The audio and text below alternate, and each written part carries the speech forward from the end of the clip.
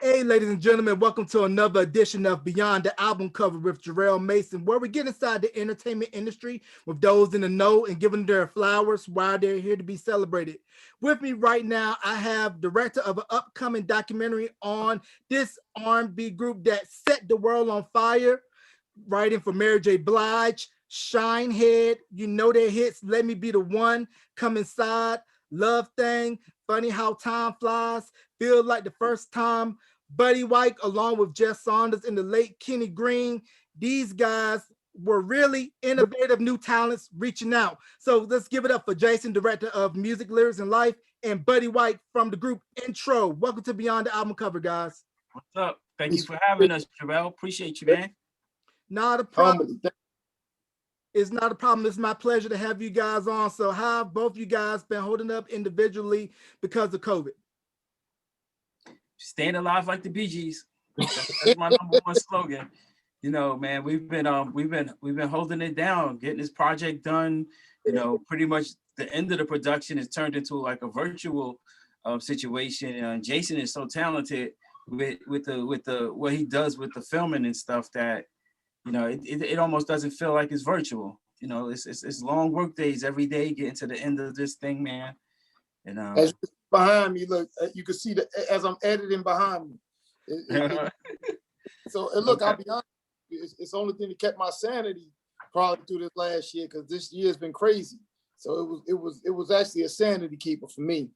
Right. And yeah, and as I can see, it's still being worked on. So when can we expect the documentary to drop? We're looking June 4th. Yeah, that's it. That's the target. That's it. All right. Can you repeat the date for the people once again? June 4th. June 4th. 2021. All right. And will this be available in streaming and on hard copy on DVD? Streaming for sure. It'll be digitally available. We may do some DVDs. I don't know. That's kind of, you know, based on the distributor, what we're going to end up doing with them. But yeah, definitely it's going to be available for stream for sure. And we're working on something to, you know, to get our television rights on as well, so we can move it, you know, worldwide that way. So we got a lot of things cooking right now. Yeah, that's what you do during this time. You get everything ready like a nice gumbo, all your ingredients. So by the time it come out of the pot, it's good and ready to eat. Yep. Ready. So we almost there. Yeah, because I know for sure I'll be first in line when it comes out on streaming, so I can watch this. Because, you know, Intro, one of my favorite R&B groups, and we're gonna kick it off, buddy. How did you get your start prior to Intro in the music industry? Was music something you always wanted to do, or did you have an original plan before jumping into the music game? Man, for me it started in the church. I started on playing piano, playing hymns in the church.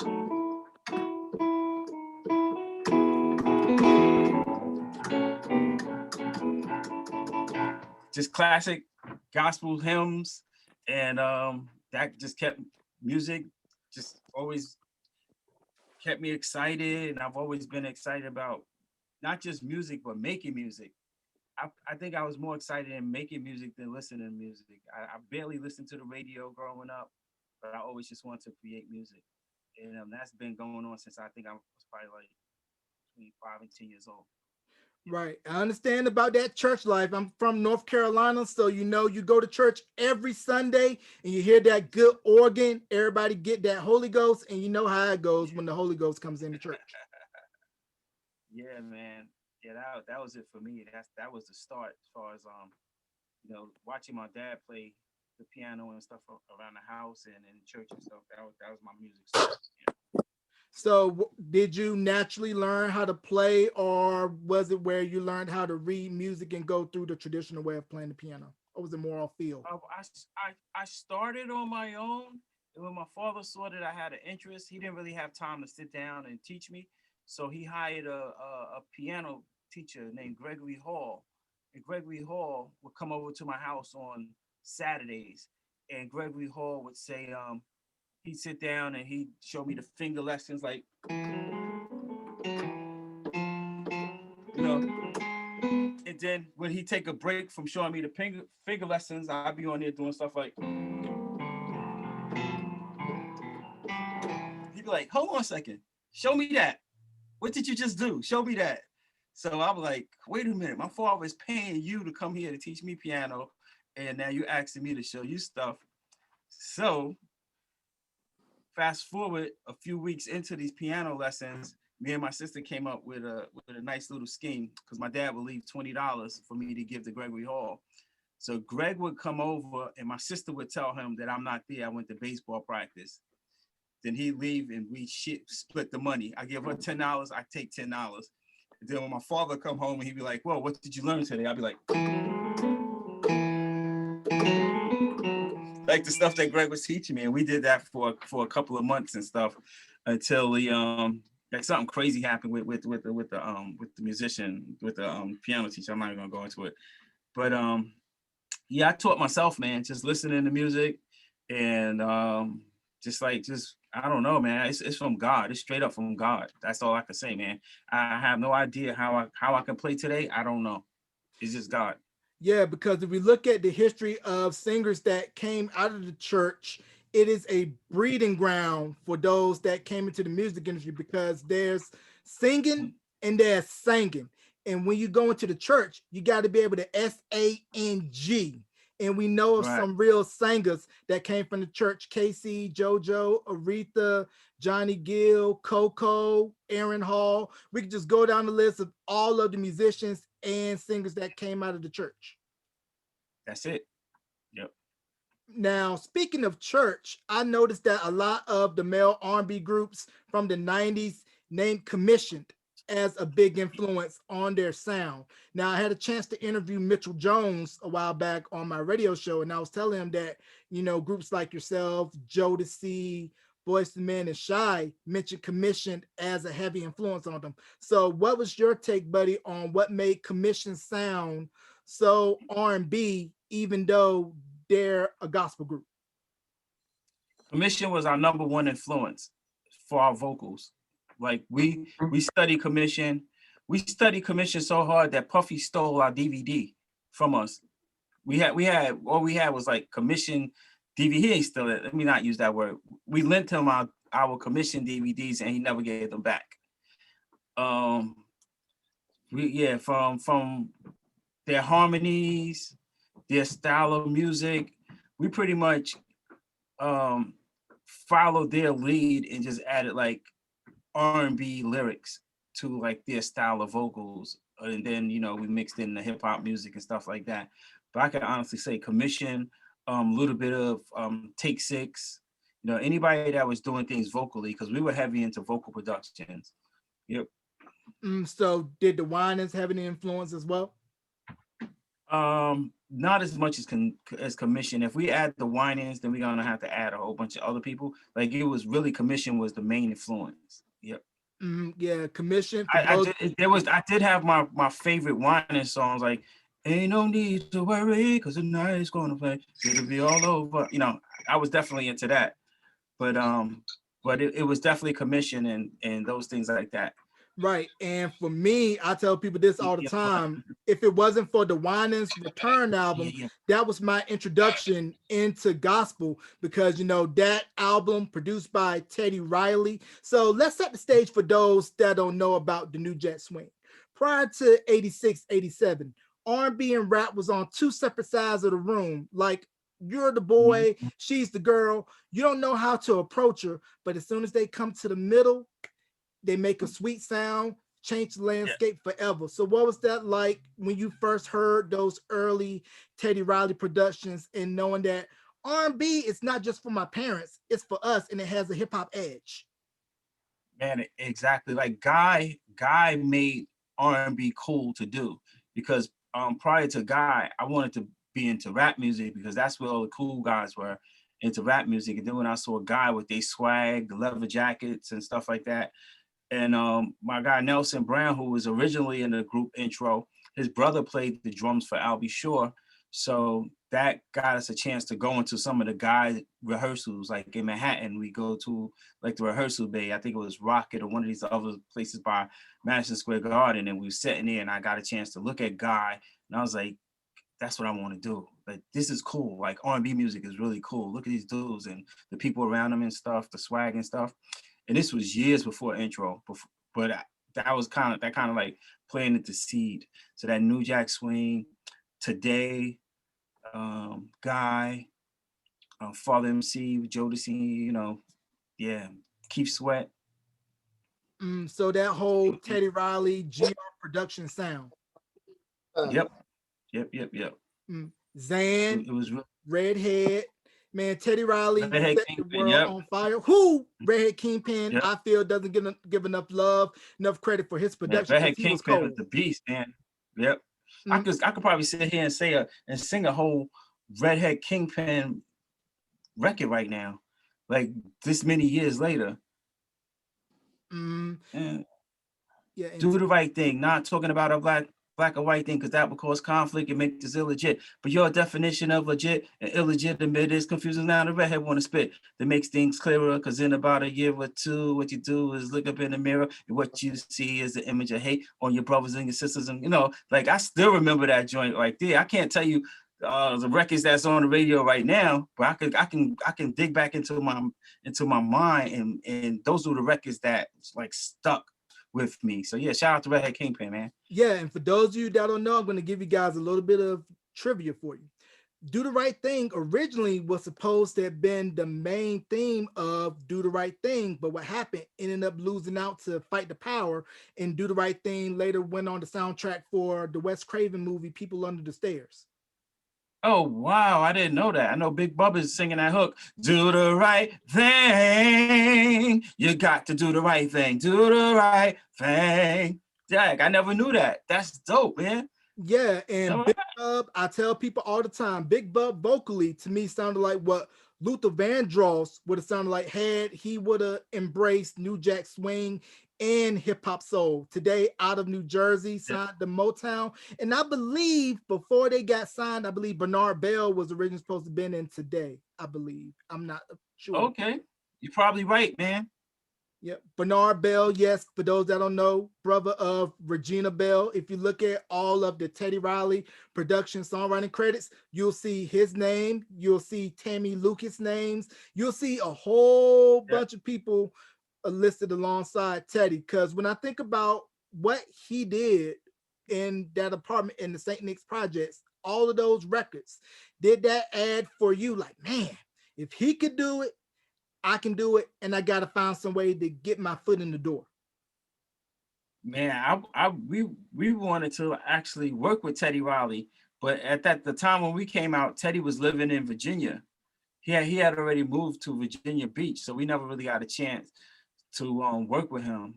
So if he had still been in New York, because we did most of our production. We did all of our production right here in New York, going back and forth from the Val House, the Dave Hall House, the Eddie F House. But if had Teddy Riley still been in New York, I'm pretty sure we would have probably stopped by his house and came up with something amazing.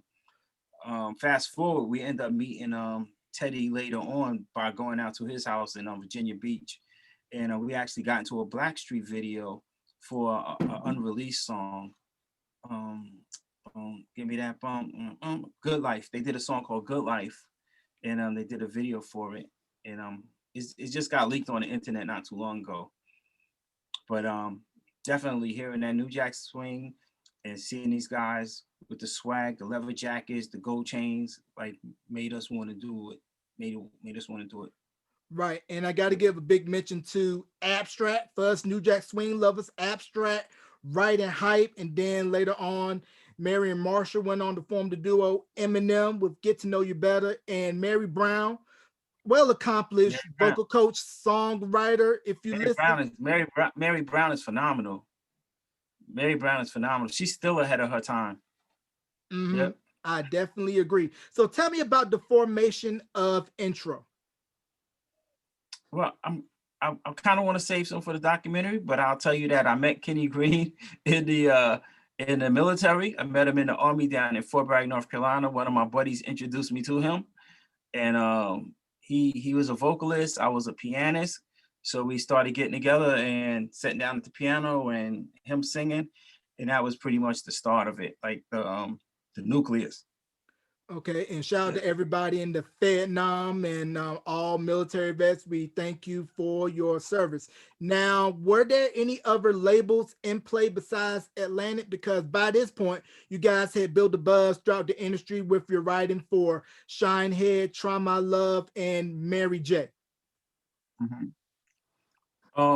During the height of intro, after we did the Mary J. Blige songs, Eddie held a dinner at his house on a Friday night, and he invited all of the heads of all of the labels, like all the top people from the labels, the Gerald Busby, the Sylvia Rones, like the top people from all the labels. He scheduled a meeting for them on a Friday night to his house, and he had us there. And I remember Heavy being there, and all he did was play intro records in the house real loud the whole night while they were eating. So as the records was coming on, you see people eating, they be like, "What the hell? Who did? That's them too? That what the what?" You know, he smothered them with intro that night. So by Tuesday of the next week, we had to deal with Atlantic, because I'm sure on that Monday they was on the phone like, "Yo, we want that group. We gotta have that group." Right. So that's yeah. And There were other labels. Right. And it was crazy because by this time, you guys have built the name within the industry. Like I mentioned earlier, Mary J, Shinehead, and then doing the work on Uptown with 5MC, all I Want, Close to You. So you knew the name and you knew the voices. So by the time the debut came out in 93, it was already set. It was a definitely an advantage that we had the opportunity to work with the artists before we came out. It kind of like set the stage for us, and our sound was already on the radio, so it wasn't like when people heard like Love Thing for the first time, it wasn't like they were hearing unfamiliar voices. They heard it, but it was just a new name attached to it. Yeah.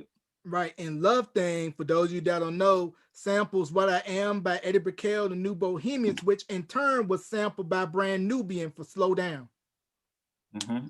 That's correct. Shout Yeah. out to Sadat X, yeah, Yep. or And Jamal and Grand Pooba. Grand Pooba. Yeah, because by the time the debut album came out, it was a shift in the sound of R&B because New Jack Swing, it was very dance heavy, BPM was very high, but when hip hop soul came in, it was more rugged, more aggressive, more more street. So how were you guys able to blend the sweet and the street? Well, we took off the shoes and put on the Timberlands, because a lot of times we would go into the club with shoes on, they would end up getting messed up. Like we go into the tunnel, going to the Muse Club. We was noticing they was playing New Jack Swing and stuff, but depending on how we went there dressed, it's like a lot of times our shoes was getting messed up. So it was like let's just roll with what's going on, you know. Let's put on the Timbs. Let's just wear some sneakers. Let's just wear some jeans. It's not about how we look right now. It's about how we sound. And that image kind of stayed with us. It leaked into the first album and stuff. The Timbs and the jeans and the jackets and stuff, and we call it the Ghetto Fabulous. Mhm. Yeah. Yeah, and Ghetto Fabulous, the late Andre Harrell with Uptown. It was the merging Mhm. of the streets and the sweet aspiration high life. Because if you go back and look at pictures of rap parties from the late 70s, early 80s, a lot of the heavy hitters, and if you know about the heavy hitters, you know what I'm talking about. They were dressing fresh, dressing sweet, Yeah. and they had the Right. reputation of don't mess with us. And a lot of the rappers kind of rolled within those circles. Yeah. It was about fashion. Gene Griffin introduced it to Guy. Like for us, we had a stylist, Misa Hilton. She was like on top of the styling game during that time.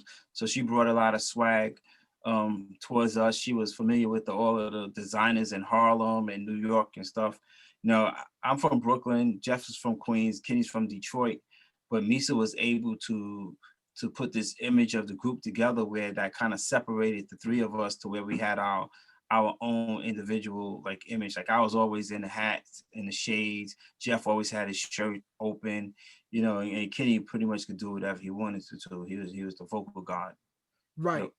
Right. And can we talk about the Untouchables, Eddie F, David Jam Hall, Bell? And if you know Heavy D, somebody for me, when Heavy D says Bell, get funky on me. That's who he's talking about, correct? Vel, that's right. Neville Hodge, one of the most talented producers that I've known. He did Ribbon in the Sky, Come Inside, Feels Like the First Time, um, One of a Kind Love.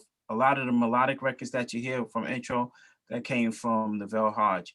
Dave Hall, on the other hand, he brought the street funk. He brought that uptown knock, Let Me Be the One, Funny How Time Flies, you know, My Love's on the Way, those records. And then Eddie F just brought us that straight funk, like from like the Heavy D and the boys, like Love Thing, the hip hop beats with the heavy pianos and stuff on it. So Untouchables, collectively, they had a team of producers that at that time were pretty much in control of the music industry. They was working with everybody from Mary J. Blige, Christopher Williams, Madonna, you name it. Mhm. Yeah. And was Donnell Jones with Untouchables right around this time, or did he come later? We all lived together. We all lived together at Playground. Donnell Jones was right there with us. The whole come up while Intro was working on our first album. Donnell Jones was with us like every day. When Donnell was working with a group Porsche and then onto his project, we was around him the whole time. It's like just a family. Yeah, because I remember the compilation that came out with Eddie F and the Untouchables and the I Can Make You Feel Real Good record by Porsche, which features Donnell Jones. And I was like, oh man, this joint is a monster. And then as we see now with Donnell Jones and his solo career, that the fruit started during those days with the Untouchables. Now, the debut album, I tell people this all the time, no skips. No skips album. So what was the mindset going into the making of the debut and how is still a classic album 28 years later? We didn't have the opportunity like most artists have today, where you can record music on a laptop. It's like we had to take it more serious because these 2-inch tapes that we were recording on, they cost like over $200 to record on. So if you're gonna go in the studio and start laying stuff down, you gotta kind of know what you're doing. But then at the same time, we had Kenny Green, who was like the songwriter of the year. We were doing Dave Hall, who was a producer of the year. It just seemed like God put everything together for us. Like we just like for some reason everything was just falling into place. You know what I'm saying? I'm not saying it was easy, but there was a lot of things that were just happening and just falling into place. Like it was just supposed to be happening. And Yeah. you definitely had to make sure that everything was on point because studio time was not cheap. Studio time was not cheap. I'm telling you. Like what we spend on one song back then, people probably recording whole albums now. And the same thing with music videos. What we spent on our music videos back then, like you could do a whole album of music videos now. It's like technology has made things so much more affordable now. But at the same time, people are being that it's more affordable, people are not putting the craft, they're not spending as much time, on the content of it. It's more quality, it's more quantity than quality, I think, these days. So, Right. but we slow. We've kept it slow. Like you'll see when you see the documentary, it's gonna be something like that was made like for that era that we were in, because of the quality of it. Like nothing is rushed. We don't care like how long it took or whatever. Like we almost going into year 2 on the production of it, and that doesn't bother us at all. We got so it's a really really good situation going on behind the scenes that I want to talk about, but I can't really talk about as Right. far as like you know. Right. So we're definitely going to wait Shout on out to that Jason when the Evans, and he did his thing on this documentary. Let me tell you, if I had the opportunity to work with another like director or producer, even if they would have came up to me and were like, Cameron or Spike want to do this, do your documentary, I'm like, nah, I'm good. I want to do it with Jason. I appreciate that, man. Always. I always appreciate that. This guy is no joke. The world will see. I'm telling you, the world will know Jason Evans, not just from the intro documentary, but the things that's going to follow. yeah, You we got are a project. looking forward This to just it. going to be the kickoff. Yeah, we are definitely Thank looking forward to it when it drops in June. So I want to back up a little bit. You guys did reminisce for Mary J. Blige off of What's the 411. And yesterday we just lost one of the pioneers of hip hop, Prince Marky D from the Fat Boys, and also production work alongside Corey Rooney with Prince Marky D and the Soul Convention. They did Real Love for Mary J. Can we just talk about the impact of Prince Marky D, not only as an artist, but as a producer? Well, I grew up in East New York, Brooklyn. So Fat Boys were from East New York. So they were like my hometown rap group. So shout out to the Fat Boys, you know, rest in peace to Mark and Buffy. And they just was that group. When the Fat Boys came out, it was like something that I've never seen before. You know what I'm saying? I started eating more when they came out. Where I currently live, without giving too much information, I'm walking distance from the Soul Convention where Mark and Corey had their studio and where we used to go when they was working with Mary J. Blige. Like, it's like literally in my neighborhood.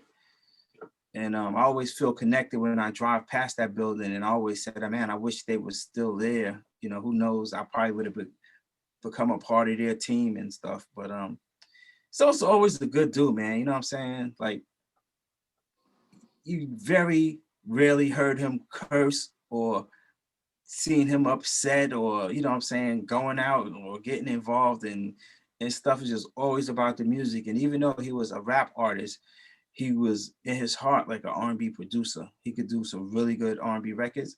And when you listen to his music, to me, he was almost like a next level Heavy D, because he had that flow, but he also had the music.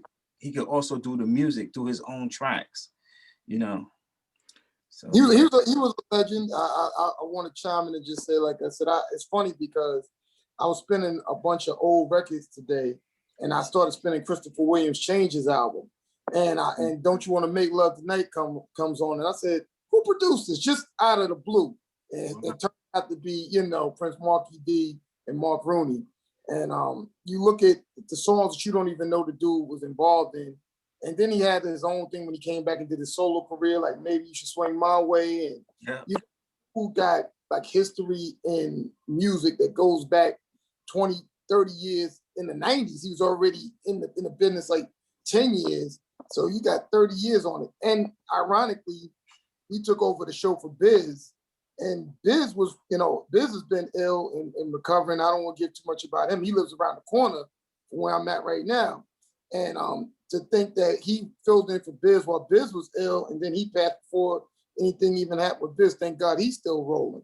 So it's a crazy, crazy thing. I won't lie to you. When Buddy hit me with the text about him going, it hit me in my chest because I had just posted a video with him telling that crazy story from Eddie Murphy's house. So it's just wild that he's gone and that he left so suddenly like that. Yeah, because I was just blasting Something Special and Typical Reasons a few days ago, and I tell people this all the time, the Free album, very, very slept on album, and the production work that he and Corey Rooney did with Menagerie, oh man, had Menagerie would have exploded, that would have been a game changer. Yeah, it was dope too. Yeah, so we want to send condolences to Prince Marky D's family and friends, and let's have a moment of silence right now for Prince Marky D. Thank you. Now with stick 'em, ha ha ha, stick 'em. Stick 'em, ha ha ha, stick 'em. Remember when that came on the radio? I was like, what the hell is that? Stick 'em, ha ha ha, stick 'em. I was like, what the hell is that? Like, you know, and it just pierced through the radio. They're able to take their human voice and turn it into instruments. It's crazy. Right. Yeah. And also one of the first acts to really get that tour money on the Fresh Fest and have an endorsement deal with Swatch. Wow. Man, you know your stuff. Yes, sir. I do this for a living, man. I watch Video Soul and Soul Train faithfully as a kid, just soaking up information, reading Jet. So I do my research. Awesome. Yes, sir. So now with Don't Leave Me, man, that ballad, best ballad on the debut. And I don't know if you know this, but Damian Lillard sampled Don't Leave Me on a joint that he put out a couple years back. Oh, he sent me a nice check. Y'all got some NBA money for that. Shout out to Damian Lillard. Hell yeah. Dame Dilla, that's his rap name. Yep. Right. So he did it right too. It's a couple of other artists, a couple younger artists that did some records with Don't Leave Me. you know, they never reached out to get licensing or anything. And I'm the type of dude, I'm never gonna go after nobody like that. But Dame Dilla did the right thing. Yeah, he sent me a nice little NBA check. Yeah, make sure that paperwork is correct. He did. He went through the right channels. He went through the licensing and all of that stuff. Like people that had really nothing to do with the record got checks off of that. Right. Yep. Now, speaking of sampling or covering, I should say, I tell people that your intro's cover of Ribbon in the Sky, best Stevie Wonder cover I've ever heard. So what was the process going through getting clearance and the blessing of Mr. Wonder to do Ribbon in the Sky and knowing that you guys did it justice? Well, we didn't want to do it. Tim Patterson pushed us to do it. It's like one of the last songs that we ended up recording because we didn't want to do it. We didn't want to do a Stevie Wonder song because we felt, you know, out of respect for him, you know, you're either gonna get it right or you're gonna get it wrong. There's nothing in the middle. People gonna like it or hate it. And, you know, we didn't want to take the chance of all the people that might hate it, but we did it anyway. And they threw it on the album and it ended up being a song on the album that actually carried the album. Yep. So yeah, shout out to Ribbon in the Sky. And it only came out the way that it did out of respect for Stevie Wonder. Yeah, it's just like, we can't fail with this. We can lose with God on our side. Those was all the lyrics we was hearing while we was recording that song. All the other stuff didn't matter. Yeah. So that's like, if you're gonna cover a record that's very well known, you better do it right. And there's only a small handful that can take an original record, cover it, and make it their own. We'll come right back. Thank you, man. Yeah, so come inside. This record, I'm sure a lot of people said it was on my slow jam mixtape. So how did that song come about? And I didn't know about the extra stuff until I brought the CD, because Video Soul will always cut it off right before it got heavy. Oh yeah, it ended up getting heavy. Sitting on the porch at Novell House with Kenny, afternoon, probably like 3 o'clock in the afternoon.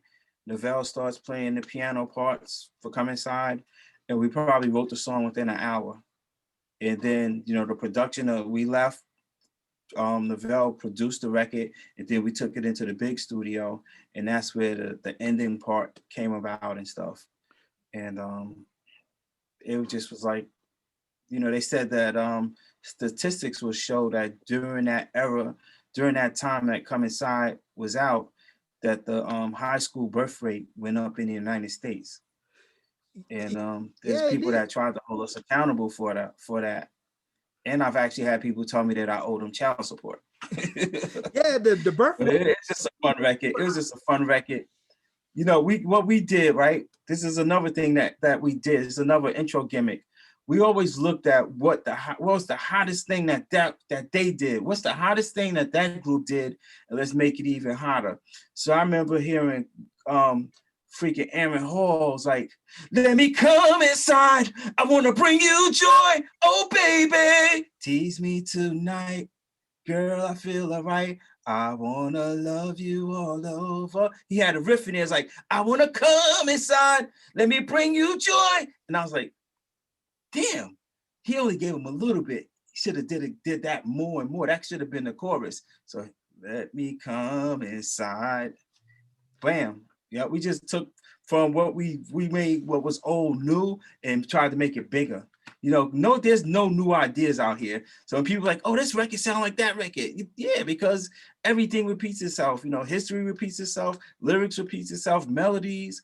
You know, you don't want to go so deep to where you get sued and stuff, but you can always do that. And if the artist is respectful enough, then they'll see that they was pretty much paying homage to us as opposed to just biting off of us and stuff like that. Because if Guy and Teddy, if they ever heard Come Inside, I can tell you tonight, they never even put that together. Let me come inside. I doubt if they put that together, you know, unless I said it. Man, who but knew? That's pretty much, yeah. And I want to know, who is the female singing on the hook for Come Inside? Because I always thought that was Coco on the hook. A lot of people thought it was Mary J. Blige, but that was a girl named Sabrina. She is from East New York. And Atlantic Records actually wanted to sign her and make her like the Mary J. Blige, and we would have like wrote her whole album and did everything, but her boyfriend didn't want her to be a R&B singer, so she just fell back. Yeah. Man, I never knew. And like I said, Come Inside, classic record. And for those that don't know about the art of making a slow jam mixtape, you'll take all your singles, put them by your boombox, record them one by one, play it, call that girl that you like on that telephone. You know, you had to stretch that long cord and maybe go to a room on the side to give you some privacy, and then put that deep bass voice on like, hey girl, you know what I got for you, right? Press play and let those songs do the talking. And I ain't gonna say no more. Have it on in the car. Like I've never, honestly, like in my single days, I've never played like intro in the car with a girl, or I've never made love to an intro record ever in my life, because I just felt like I would be playing myself. So it's just always been something different. I'm gonna find Tony, mint condition, or somebody with my hand on the Bible. I've never made love to an intro record. Yeah, Don't Leave Me, Come Inside, none of those records. They don't exist when I'm in the romantic realm, because I always feel like they're gonna be like, oh yeah, he trying to angle, he trying to get a, trying to get a one up. So yeah. Yeah, that'd be kind of Thank you for weird. everybody that has enjoyed it. Say it again. I said that would be kind of weird to get busy with your vocals in the back. Exactly. I never did it. Do it. Huh? What's that? Do it. Look, I did it just once. Do it. All right, man. Look, yeah, you make me want to pause some J Billion and get busy now. I feel like I need to do that. Yeah, man, but it makes me think about, like I said, I was 7 going on 8 when this record came out, and all of those records like Come Inside, Freak Me, Knocking the Boots had us 90s kids thinking, I don't know what they're talking about, but I sure want to find out. And some of us probably found out later or earlier than others, if you know what I mean. What that was. Yeah. All right, now with Ecstasy of Love, for those of us that had the CD, it was a bonus track on the CD. So I know a lot of the cassette owners are like, I love this record, but I could only hear it when I go to my friend's house with the CD. So was it because of the time constraints on cassette as to why Ecstasy of Love was only a bonus cut on the CD? That happened because shout out to Janoa Get Paid Parker. He also did Downtown for SWV. He's the only producer on our album that wasn't signed to the Untouchables. So they didn't want Ecstasy of Love on the album at all. And it took like, I think the executive producer of the album was like out of town or something like that. And we recorded the record with Janoa Parker and just delivered it to the label on our own. And they were tight because it was such a hot record. So then to slight us, there's like, well, we're not putting it on the cassette. But then the label was like, well, we definitely gonna put it on the CD. So it ended up making it on the CD anyway. He's the only producer that wasn't signed to the Untouchables. That's why you got the weirdness of why it's not here and why it's there. The old shanky janky music industry shit. You know what I'm saying? Industry rule number 4080. Record industry people are shady. Yeah, shout out to Janoa Parker. It was a really, really good song. I think Jeff said he wrote it while he was sitting on the table, on the toilet. Because he wrote the hook. I don't know what type of ecstasy of love he was feeling sitting on the toilet writing it, but that's what he says. He wrote the song sitting on the toilet. Well, but I'm sure some people feel the ecstasy of love once they let it go, and you know what it is. But now, in terms of, I'm just repeating his words. I'm not adding nothing to it. I'm not taking nothing from it. Right. Now, with the process of songwriting, did you guys all collaborate together in the studio, all sitting in one spot, or was it where everybody went separately to write their pieces and then reconvene later to see what we got? A lot of times we'd get the track and we'd write the song on the way to the studio in the car. We just have the track playing on the cassette in the car and be writing on the way to the studio. That way, once we got to the studio, we didn't have to be there that long. We wanted it to be recording sessions, not writing sessions. Because at that time, who knows how much money we was paying an hour. We didn't want to sit there and write songs. So a lot of times, by the time we got to the studio, the song was like almost more than halfway written, or the concept was there, and then we just started writing.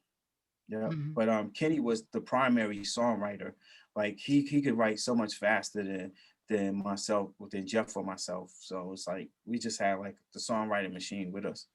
Wow. And I noticed that when Kenny did his runs and riffs, it almost has a jazz feel influence to it. Cause like if you listen to Love Thing, when it goes, it has that kind of like that jazzy riff. On the way to the studio, we listened to everybody from Thelonious Monk, Billie Holiday, you know, all these other type of music that we wanted to throw into our situation. Yep. Mhm. Now, I just had The Real Seduction on the podcast a couple of weeks ago, and you guys Remember? did Ain't Nothing Wrong for Them. How did that come about? Well, Ain't Nothing Wrong is one of the songs that we actually recorded for our first album as well. There are a lot of songs out there that were released in the 90s, Real Seduction, So For Real. You know, I could go on and on. It's like there's a lot of songs out there that if we could have put 20 songs on our album, then those songs might have been on our album. Like Let Me Be the One wasn't for intro. Let Me Be the One was for Mary J. Blige, but she didn't have room on her album for it. So Let Me Be the One became my album. You know, you just go into the studio with these producers and you just bang stuff out, and depends on where it goes. You know, a lot of times you don't even know where it goes until it comes out. Yep. Now, you stated that Let Me Be the One was originally supposed to be an MJB record. Now, how is that to readjust a song that was written for a female from the female's perspective and then translate it back and make it fit your sound? Well, we always write it in the male perspective. Every song that we've always written it in the male perspective, and then just let the females change it around. Like even when you listen to Reminisce, Love No Limit, My Love, it's like gender free. It's not saying a lot of him or her. It's just telling a story about love and, you know, music, love, and lyrics, life and lyrics. I'm trying to plug the documentary again. Yeah, I see Jason up there. Hey, you Yeah, gotta plug it as many times as you want. lyrics and Now the life. remix to Yeah, Love man. No I can't Limit, say it crazy. again. The remix to Love No Limit off the What's the 411 remix album, Think, Bananas, think, think, think. Yeah. and its samples Keep Rising to the Top by Kenny Burke. They did an excellent job with the remix. They remixed the song. Yeah, I still bang that What's the 411 remix album to this day. Now the debut album's out.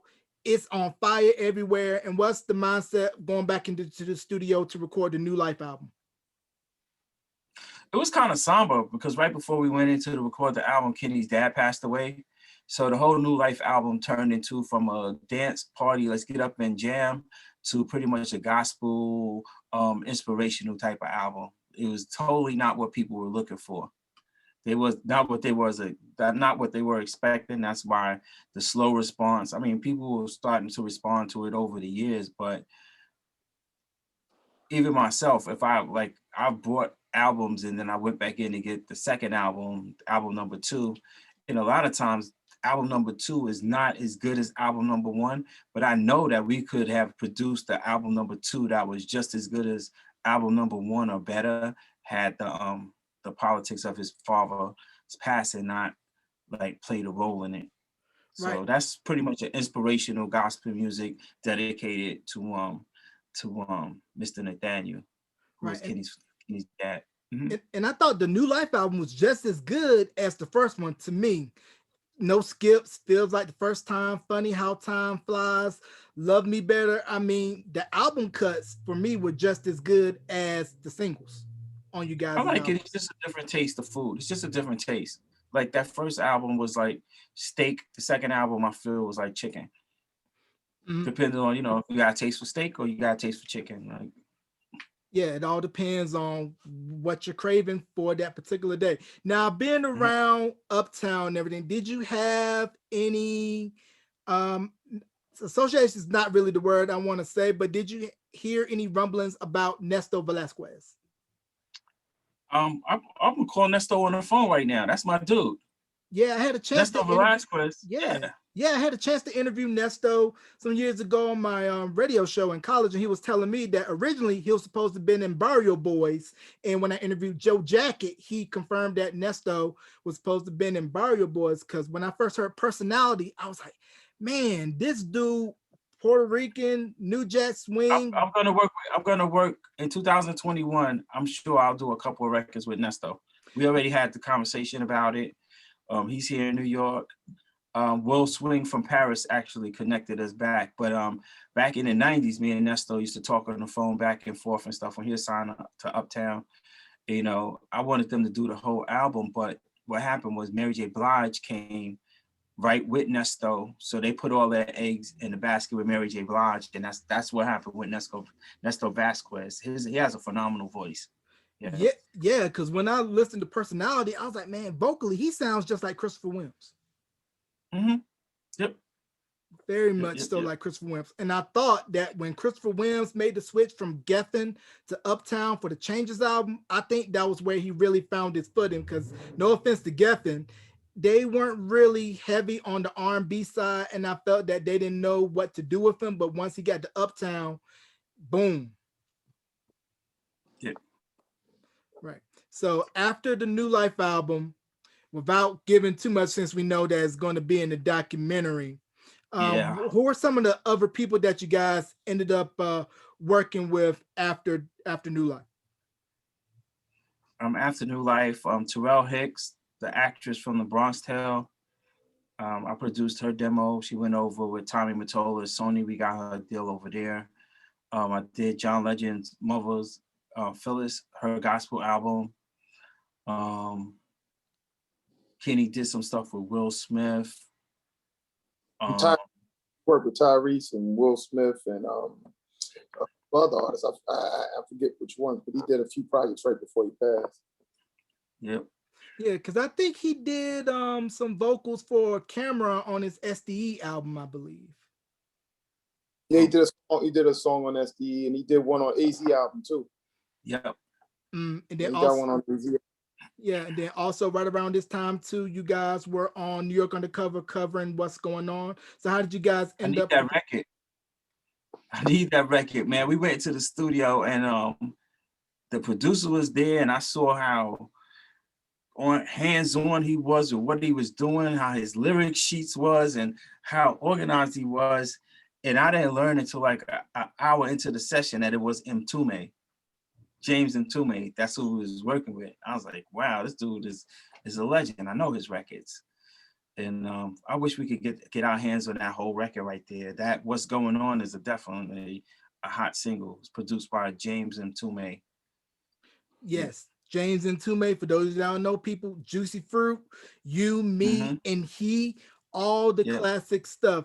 Now with songwriting and production, do you think that everything tends to flow freely when there's not a lot of label interference and saying, hey, we want to hear a rough cut of this, and just let it come organically?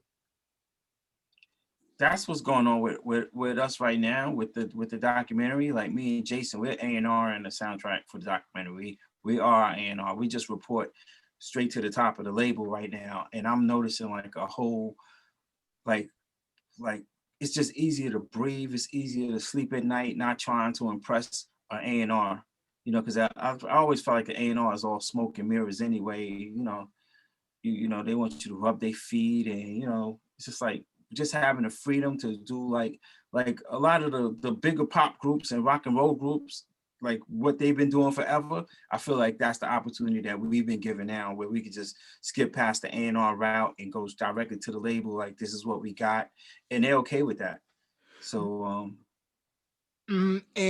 since we're on the topic of this, the 35th anniversary of Control just passed, and Jimmy Jam and Terry Lewis was telling a story about how when they were making the Control album, they didn't tell anybody about making the Control album. They snuck Janet up to Minneapolis, the flight time, started the record, so that way they could have no interference from the label or her people. And I feel that's when the best music comes, when you're able to create and flow freely without anybody micromanaging, saying, you got to turn in your rough cut by this time because we're trying to release your album by fourth quarter.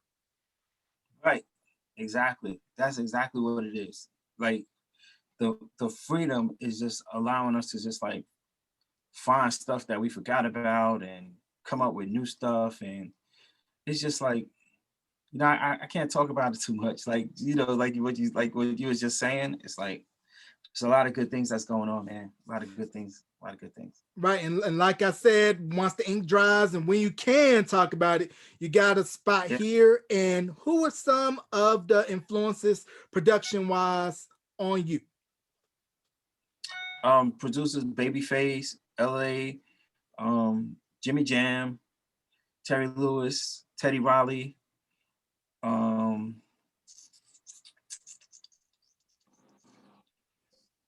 producers. That's pretty much that's my pretty much that I could think about without thinking hard. Right. Because when we think about LA, Babyface, Teddy, and Jam and Lewis, they pretty much had R&B and pop radio in a stranglehold late 80s and early 90s. And then I will also say that prior to Teddy and New Jack Swing, Full Force laid the groundwork for what was to come with their work with Lisa and the Cult Jam, UTFO, and their own work. Mm. So of course it would be Untouchables, Prince, Full Force. You know, I have to think deeper, but the top ones was like, yeah, Babyface, LA, Babyface, Jam, Terry Lewis, those guys right there. Right. Yeah, those are the music that I grew up on. Right. And then I also want to throw this guy's name in the mix for production, that bad brother, multi-instrumentalist, bad music director, Mr. Chucky Booker. Chucky Booker. Yeah, let me tell you, man. First time I went to Los Angeles, I was in a chorus, and after our performance later on that night, we went out to a club in Los Angeles, and the first time I ever saw somebody performing live, it was Chucky Booker. He had the song Turned Away. Turned away,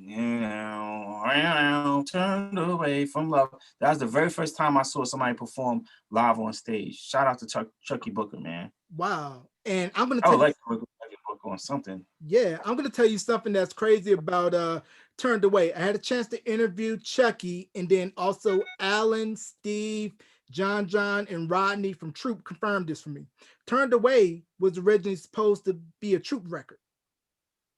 Oh, wow. But what ended Right My Ways and Turned Away are almost, they're not identical, but they're very similar in structure if you listen to both. Yeah.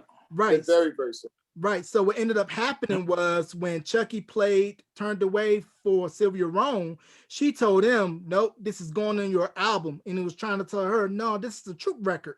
And she wouldn't budge. So when he told Troop that Sylvia said to keep Turned Away for his album, they said, we want a song similar. And that's how we get Spread My Wings. Okay. But I didn't know that, but obviously you can hear that. You can hear the tone and the similar song structure to it. It's very simple. Mm-hmm. And can we talk about the impact of the production work and songwriting of Al B. Sure and Cal West, who I just had on the podcast, by the way? Yeah, shout out to Al B. Sure and Cal West. Like that was pretty much before us. I was just a fan. I remember going to their concerts because Nelson's brother was the drummer for Al B. Sure. So we had a chance to go like see them in Virginia, in New York, Madison Square Garden and stuff like that. I really don't know too much about the production, but I know from working with Neville Hodge, like, you know, that similar swag and stuff like that, and being around Heavy and Eddie and those guys, that whole Mount Vernon vibe. Yeah. But I can't honestly speak on the production of that because it was way before us. Right. Yeah. Right. And with the production equipment during the early 90s, you really had to be creative because if you were going to sample a record, the sampling time was very low. So you had to manipulate the record by speeding up the pitch on the turntable so that way you could get more sampling time. Turntables like this real fast so you can sample. I remember that. Yeah, like 4 seconds. Yeah, 4 seconds of sample time, and you really had to be quick with it. And how we mentioned earlier, technology making everything more convenient. It feels like we're going back to the do-it-yourself mode of the late 80s, early 90s, and prior, where You couldn't afford to go to a major studio unless you had a wad full of cash. You had to pretty much do it in a kitchen or use your bathroom as a vocal booth and just really just get it out the mud. Yeah, just But it was the best music came out of that though. If you look at the music that came out from that era, it was very organic because it was just real music. Hip hop was all independent up and through till 1991. I think Nas is one of the first major label rappers. I think he might be the first actual major label rapper because he was signed directly to Columbia without any subsidiaries. And it's just hip hop was a different organism. If you listen to even what Intro became, it's almost like it was directly connected to that era. If you listen, their music was R&B, but it was definitely super hip hop, organic hip hop influence. It wasn't like the watered down version. I was listening to Boyz II Men's first album today, classic album, dope, real dope album. But when they was doing Under Pressure, they was like, let's do something for the Jeeps. And I was like, it's wild because when they did that, that was as close to hip hop in a sense that R&B would have gotten to. But when Intro came around, they were able to take that really hip hop, hardcore hip hop. Fans was like, "Yo, that's what's up right there." It was romantic, but it was hard. Right. And you mentioned the Boyz II Men Cooley High Harmony album, classic, one of the early productions works of a young Dallas Austin, who was also on fire with ABC, and he did My Music and I'll Always Love You on Troop's Attitude album, one of his first two early production credits. Right, right. But the characters did a lot of good records for Boyz II Men too. Troy Taylor and them, they did some really dope records for them at that time too. Right. Real good stuff. Right. And then another unsung production crew that I feel that doesn't get mentioned enough, Three Boys from Newark. Yeah, Vincent Herbert. And I was looking at that earlier today. They did some work on the Changes album as well and some other stuff. So classic. Right. And what do you think, in your opinion, anyone can take this that makes New Jack Swing and hip hop soul so special? Because we're still talking about it 3+ decades later, and then the offshoots of all of the people that emerged from that movement, you know, Missy and Timbaland being under Devontae, Neptunes being under Teddy. It was the streets. It was organic. That's my, is that if you look at, and I mean, I'll say this, I'll let Buddy answer the rest of it. If you look at what hip hop was in the 80s and the 90s, it wasn't something that was made by a corporation. Hip hop in the 80s and the 90s was made in somebody's basement. And so the streets, it's like now what they do in music turns to be a reflection in the streets. Back then, what you did in the streets turned out to be a reflection in music. And so everything that came out of it, whether it was the slang, whether it was the loops, whether it was just the way we moved, the way we dressed, everything came from the street. It didn't come from any kind of industry or TV show or nothing. What we did in the street, if you look at prior to hip hop in the 80s, you got to think like this. R&B, look at what even African Bambaataa and them was rocking in the early days of hip hop. Look at what the Isley Brothers was rocking. This stuff was not stuff that people in the everyday people were doing. So when hip hop, at Run DMC on up to 95-ish, hip hop was strictly streets. And so all of that sound, the New Jack Swing sound and hip hop R&B soul, they basically took what was going on with hip hop and just it started to spill into R&B. And that's why you listen to what Intro did with that first album, it was super groundbreaking. I get pissed when people don't really acknowledge them. I love Jodeci. Jodeci's one of the dopest groups ever. I love Boyz II Men, one of the dopest groups ever. But Intro, to me, you brought up Guy. Intro was like taking Guy on steroids to me. It was like taking that sound that Aaron was doing, was very much what Kenny was doing. You look at the production of what Buddy and was putting out, that's your Teddy Riley. You know what I'm saying? If you're looking at Damon with the dancing thing, that's Jeff. It was all of the elements of Guy, but it was on a whole harder, way edgier, stronger, groove. And so that's why, to me, I think if you look at what New Jack Swing was, Teddy birthed the sound, and they these guys took it to the next level and really made it like you couldn't fuse. I think even like Sadatics was saying in the doc, he was like, "Yo," he said it was just a whole new sound where you were taking what we were doing and kind of taking that and singing to it. If you listen to Slow Down, think about it. Who would think to sing over Slow Down? Who would ever think that you could put a vocal arrangement to that beat? I wouldn't even conceive that at the time. So when you take those rhythms and those beats, it's hip hop, it's the streets, it's everything that black music should have been and could have been in that era. They just took it to the next level. And then fashion, if you take a look at it, R&B prior to New Jack Swing and Hip Hop Soul, you were wearing suits, getting suited and booted, and it was all about being smooth. But once the hip hop element came in, clothes started getting a little bit more baggier, images started becoming a little bit more darker. Timberlands became fashion de jour because I can remember being a kid in North Carolina, and when somebody from up top would come down south with some Timbs or whatever the hottest fashion was, we'd be like, oh, then that's what they wear. So we kind of took our cue for what was going on in New York and then also added our own little spin to it and say, hey, we're from here, but the basis started in New York because New York, I felt, set the trends for everywhere else. Yeah, I agree. Well, you can add to that, but I agree. I mean, New York in the 80s and the 90s was a miraculous place, and it was reflected in the entertainment that came out of New York. If you look at New York Undercover and all the shows, Living Single, all of those shows, they were trying to reflect that New York living. If you listen to the music was just ridiculous out of New York at that time. And I'm not saying, look, we love Cali, we love the South, we love all of that. But New York had a bend to it when it first began. That a lot of places, caught on to, as it went along. But it spread like wildfire because the streets in New York in the 80s and 90s was gully and it was strong, and the music was just a reflection of those streets.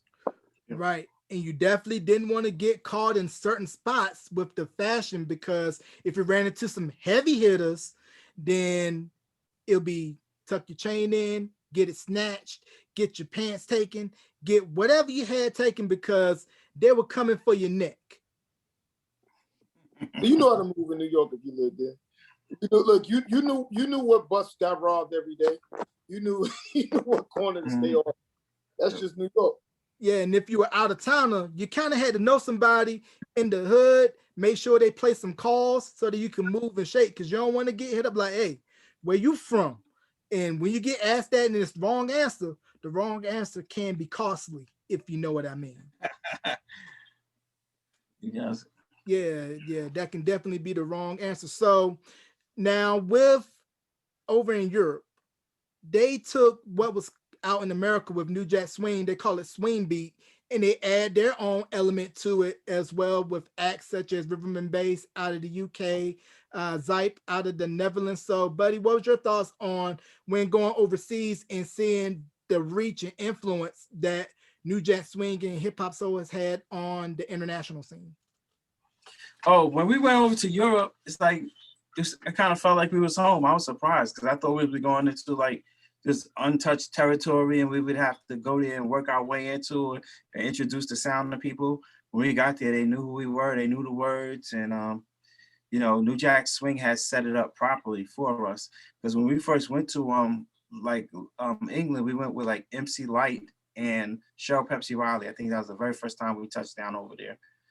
And then we just, continue going back. Next time was like SWV and BDUs, and another time H-Town and Silk, and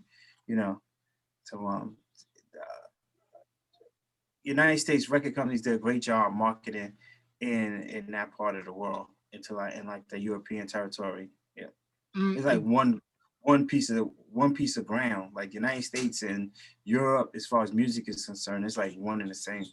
Right. And then, of course, we can still feel the reach of New Jack Swing and Hip Hop Soul in the Far East, over in Japan and in Korea, because we see BTS and what they're doing in the whole K-pop movement. It's pretty much New Jack Swing on steroids. Yep, exactly. Yep, the big influence that started up top. Now, before we wrap, Do you have any current projects that you're working on that you can speak on that we should be on the lookout for? The documentary and the soundtrack. All right, the doc and the soundtrack, and give the That's people what's the up next. dates of the documentary and the soundtrack. Give it to them again. Saturday, June 4th. One more time. Saturday, June 4th, 2021. Like Music Month, and it's gonna be a banger. Buddy got some crazy records. I don't know if you heard High yet, but High is like fire right there. He's torching it up in the studio, and I think we got enough tracks that it's gonna be a really ridiculous album. The old stuff, the new stuff. The doc is gonna be crazy. Just like we get ready to release the new trailer for the doc in 4 weeks. We're gonna have the initial private screening in 4 weeks as well, and then we're gonna this all gas no brakes after that from March into June.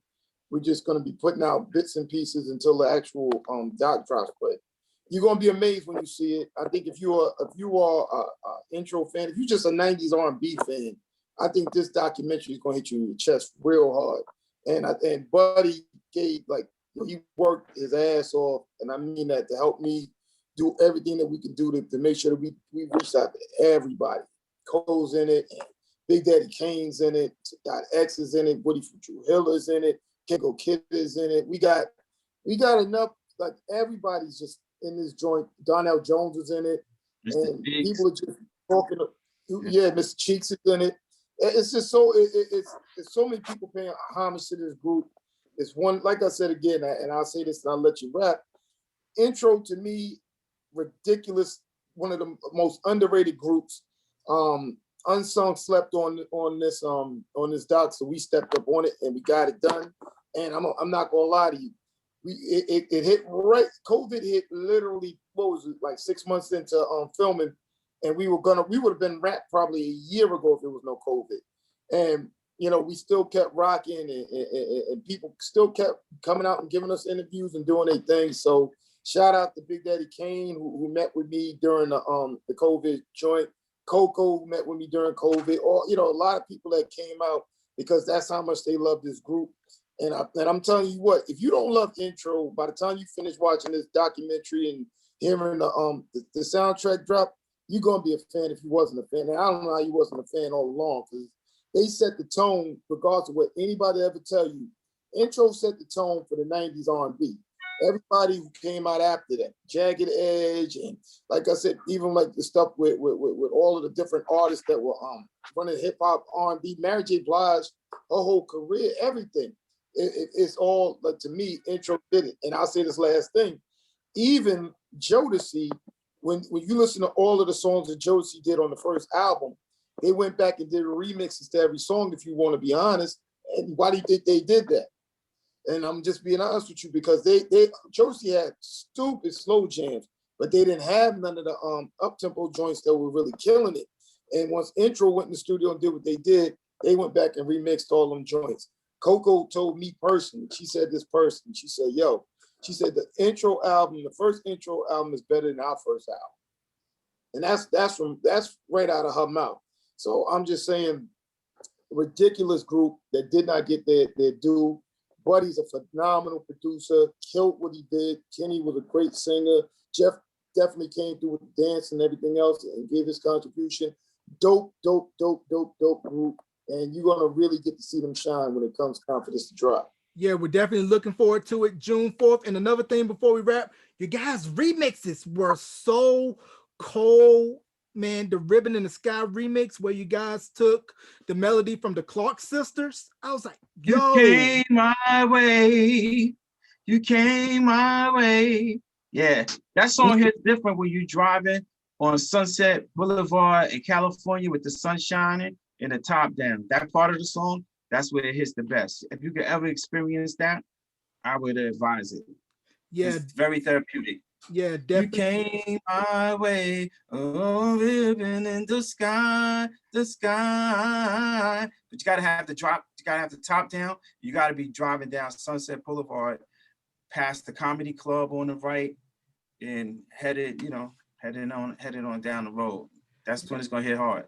Yeah, That's man. for the full experience. Yeah. North Hollywood. Yeah, definitely gotta get the full experience of that for the Ribbon in the Sky remix. And where can people go to find more information about the documentary? There's going to be a website coming up in about a few weeks. That's going to be when we do the premiere. It's going to actually, the website is going to debut at the same time. It'll have all the information on the doc. It'll have all of the background information. I have to be honest with you, we even, like, as far as sending information to Wikipedia, we even slowed down on that because I want to make sure that when people see the doc, they're not sitting there just trying to look for stuff. They're going to actually watch it and enjoy what they see. I'm telling you, we'll have the information out in a few weeks. You're going to love it. I promise you. The new trailer will drop, like I said, at the same time. And when it does, and the actual streaming happens for the debut, we'll send you out a link so you can join in. We're definitely trying to, all the people who've been supporting, we want to make sure that we kind of bring everybody together, the people who stood in line in a sense that they see everything first. And then when June comes, that's when everybody, the public, gets everything else. All right, so definitely mark your calendars, people. June 4th, music, lyrics, and life doc. Us New Jack Swing hip hop soul lovers, we are looking forward to it. And you guys have any shout outs you want to give before we wrap, and also plug social media? Man, I want to give a shout out to Jason Evans from Endaflix Films. And I'm gonna give a shout out to Buddy then, because I'm gonna tell you what, to me, like I said again, when you see the documentary, you understand what I'm saying. Dude's the heart and soul. And I like I said, other than that, man, everybody who came out, we literally had 25 people that we interviewed for this documentary. Fatima and Cheryl and all of these different folks, Kevin Woodley, like I said, all of the known artists, but all of the people who you didn't even know who they were, like Peekaboo, what's your man, Junior, World of Soul? Is that something? Yep, JR Soul, JR Music. Yeah, he came out and did his thing. We had so many people come out and show love around and wait out, Juice, and Hazel, and all these different folks that were there. These folks were there from the last 30 years, and they wanted to make sure that they had their contribution seen in this documentary. And I'm gonna be honest with you, it's been beautiful. Right. And a shout out to you, Joel, for allowing us to come on your platform tonight, man. Man, it is not a Jason named everybody. He didn't forget one single person, man. Yeah, it's not a problem. I appreciate you guys taking the time. It's all about giving people their flowers while they're here and just really celebrating. You can catch these interviews in both audio and video form wherever you stream your podcast: Apple, Anchor, Breaker, TuneIn, Stitcher, Verbal, wherever you stream, and also on YouTube at youtube.com/Beyond the Album Cover, and join the Facebook group, facebook.com/Beyond the Album Cover, to stay updated with the podcast. Ladies and gentlemen, Buddy White of Intro and Jason Evans, director of music, lyrics, and life, upcoming documentary on Intro, June 4th. Thank you guys for coming on to the podcast. Our pleasure. Thanks for having us. No problem.